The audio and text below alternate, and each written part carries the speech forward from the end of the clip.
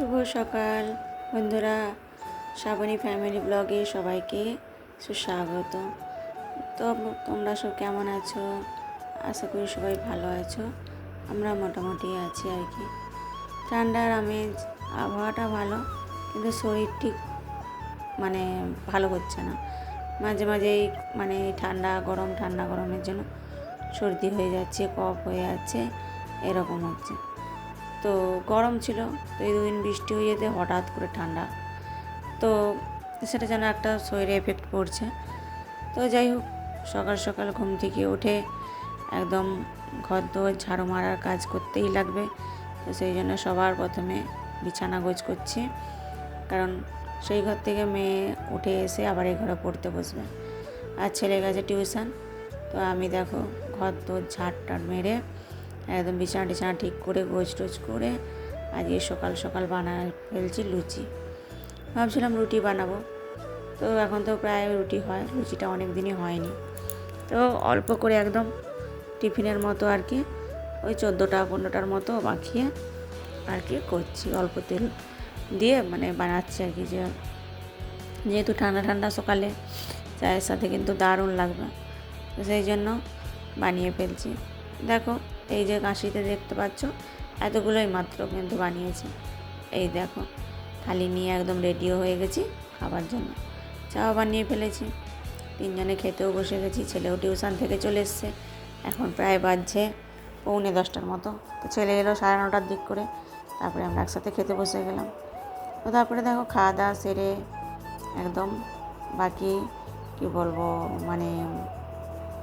যে ঘর দৌড়ে একবার তো সকালে ঝাড়ু মারা হয়ে গেছে, তো আজকে না একটু মুছবো না ভাবছি। তো সেই জন্য মুছবো না ভেবে আজকে ভাবলাম যে যেহেতু মুছবো না, তো আর একবার ভালো করে, যেহেতু খাওয়া দাওয়া হয়েছে, আটা মাখা হয়েছে, তো চারিদিকে একটু পায়ে পায়ে গেছে, তো সেই জন্য ভালো করে আর একবার ঝাড়ু মেরে নিই। তাহলে আর কি বলো তো, আজকে আর মুছতে ইচ্ছা করছে না, তো আজকে আর মুছবো না এরকম ভেবে চারিদিকটা সুন্দর করে একবারে পরিষ্কার করে ঝাড়ু মেরেছি। আর এই যে এই রুমটাতে ঝাড়ু মারতে মারতে আবার বিছানাতে সেই ছোলাগুলোও পেতে দিলাম, কারণ ঠান্ডা ঠান্ডা আমেজ আছে। আর ওই রুমটার বিছানাটা তো অতিরিক্তই কি বলবো, চাদর টাদর সরে যায়, অতিরিক্তই ব্যবহার করা হয়। তো সেই জন্য যদি ওই ছোলাটা বিছানো থাকে, একটু কম বিছানাটা নোংরাটাও কম হয়, আর চাদরটাও নেমে কম আসে। যেহেতু এখন দুদিন ঠান্ডা আমেজ, তো সেই জন্য দুদিনের জন্য পেতে দিলাম, যাতে একটু আরামও লাগবে বসতে, সেই জন্য। তো তারপরে দেখো বাসন ধুতে এসে গেছি। তো সকালে তারপরে বাসনটা যে ধুচ্ছি, তো একটু তেলের দাগ আর হয়ে গেছে, লাল লাল হয়ে গেছে কড়াইটা। তো সেই জন্য ভাবছি তেলটাকে বাড়িতে করে ঢেলে রেখে দিয়ে কড়াইটা আরে মেজে নিচ্ছি। তো কড়াইটা যে মাজছি, প্রথমে কী করেছি, কড়াইটাকে একটু গ্যাসটা জ্বালিয়ে অল্প করে একটু গরম করে নিয়েছিলাম, তারপরে মাজতে খুব চকচকে হয়ে পরিষ্কার হয়েছে। তারপরে বাসন টাসন ধুয়ে বেসিন টেসিন গোছ করে দিয়ে ছাদকে এসেছি। হালকা রোদ বেরিয়েছে, ঠান্ডার আমেজ। রোদটা কিন্তু শীতকালের মতো খুব গায়ে যেন খুব আরাম লাগছে। হালকা মিষ্টি রোদ একদম, সাথে ঠান্ডা সরু সরু বাতাস, সমস্ত কিছু মিলিয়ে পরিবেশটা যেন খুব সুন্দর লাগছে। তো দেখো বসে পড়লাম উনুনটা নিয়ে। তো উনুনটা একটু অল্প অল্প করে 3 দিন ধরে একটু একটু করে বানালাম, কারণ একসাথে বানাতে গেলেই ওটা মাটিটা ধসকে যাচ্ছে। তো সেই জন্য একটু একটু করে বানিয়ে আজকে মোটামুটি কমপ্লিট করে ফেলেছি। তো যেহেতু আজ ছিল শুক্রবার, আমার মেয়ের জন্মদিন, তো সেই জন্য আমি ভাবলাম উনুনটা আমাদের নিয়ম মতে বাচ্চাদের জন্মদিনের দিন নতুন উনুন জ্বালাতে নেই, আবার করেও ফেলে রাখতে নেই, একটু জ্বালিয়ে রাখতাম। তো সেই জন্য মেয়েটাকে বললাম যে একটু উনুনটা ও যাতে ধরিয়ে একটু আগুনটা দিয়ে দেয়, তারপরে আমি কাঠ ফাটগুলো অল্প করে ছোটো করে দিয়ে উনুনটাকে সেঁকে নেবো আর কি। তাহলে একটু শক্ত হয়ে যাবে, আর হয়ে গেলে যেখানে কোথায় কি হাঁড়ি বসিয়ে দেখে নিলে, তো তারপরে কোথায় কি মাটি দিতে হবে বা না দিতে হবে সেই জায়গাটা বুঝতে পারি যাবো। একদম ছোট্ট মতো উনুনটা দেখো, যেন বাচ্চাদের খেলনার মতো। তো আমি তো বানাতে পারি না, চেষ্টা করেছিলাম, যতটা পেরেছি ততটা করেছি। এতে যদি ভাতটাও মোটামুটি করা যায়, তাতেই কিন্তু অনেকটা। একটা যেহেতু বড় উনান আছে, কিন্তু সেটাও না ঝিঁকগুলো এদিক সেদিক হয়ে গেছে, তো সেটাকেও পাকাতে হবে, তার জন্য লাগবে মাটি। তো এখন আমার মাটি তোলার মতো ক্ষমতা নেই, যতটুকু মাটি উপরে ছিল সেইটুকু আমি দিয়ে এই উনুনটা বানিয়ে নিয়েছি। আপাতত ভাতটা হলেই হবে।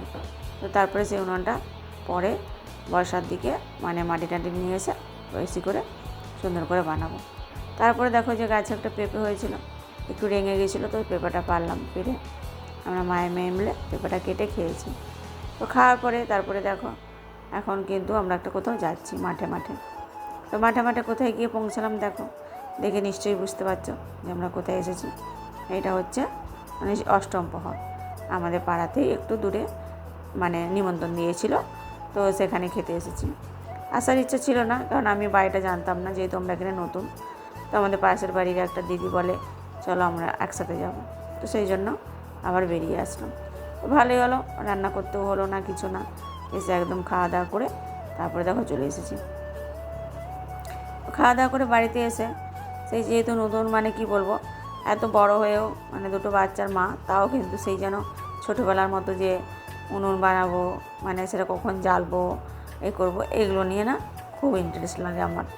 তো তারপরে দেখো বিকেলবেলা এটা কিন্তু মানে আবার মানে উনুনটাকে ভালো করে তখন লাতা টাতা দিয়ে একদম সুন্দর করে গোছ করে নিয়েছিলাম, সেগুলো আর ভিডিও করা হয়নি। আর এটা কিন্তু বিকেলবেলা আমি আবার দেখো, এখন বিকেল মানে কি সন্ধ্যায় হতে গেল, আবার উনুনটাকে কিন্তু জ্বালছি।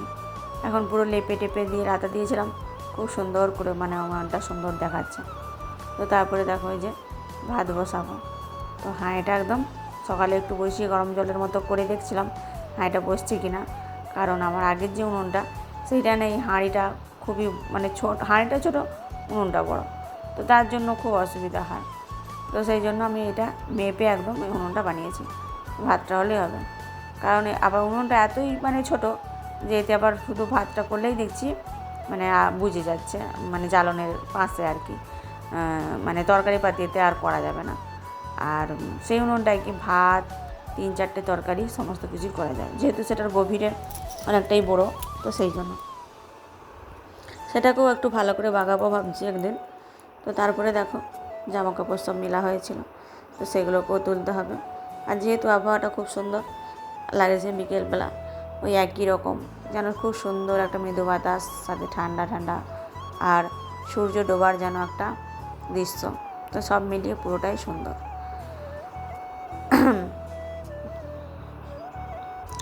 তো তারপরে দেখো পুরো মানে আমেজটা দেখালাম। তারপর দেখো এখন কিন্তু হয়ে গেছে সন্ধ্যা, আর আমার মেয়ে সন্ধ্যা দিচ্ছে, কারণ আমি এই কদিন এখন সন্ধ্যা পুজো কিছুই করিনি, মেয়ে ছেলে দুজনে মিলেই করছে।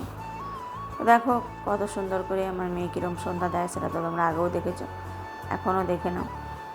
আর আমি বসে বসে ভাতটা রান্না করছি, ও সন্ধ্যা দিচ্ছে। ও বলছে কি ধুনো দেওয়ার কথা জিজ্ঞেস করছে।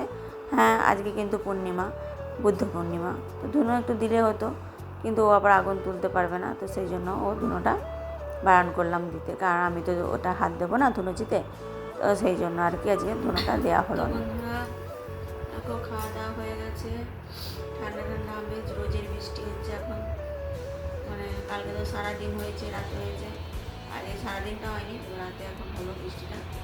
শীত শীত পাচ্ছে, যে মুসুরি টাঙিয়েছি, গরমকালটা কদিন মুসুরি টাঙাইনি, বাতাস ঢুকবে না এরকম একটা আমেজ মনে হচ্ছে, তো সেই জন্য। আর এখন না পুরো চেঞ্জ, পুরো ঠান্ডা, পুরো শীতকালের মতো হয়ে গেছে, মানে শীতকালের মতোই যেন কফ সর্দি আর সব হয়ে গেছে। তো ঠিক আছে, চলো আজকের মতো ভিডিওটা এখানেই শেষ করে দিচ্ছি, কালকে আবার আসবো।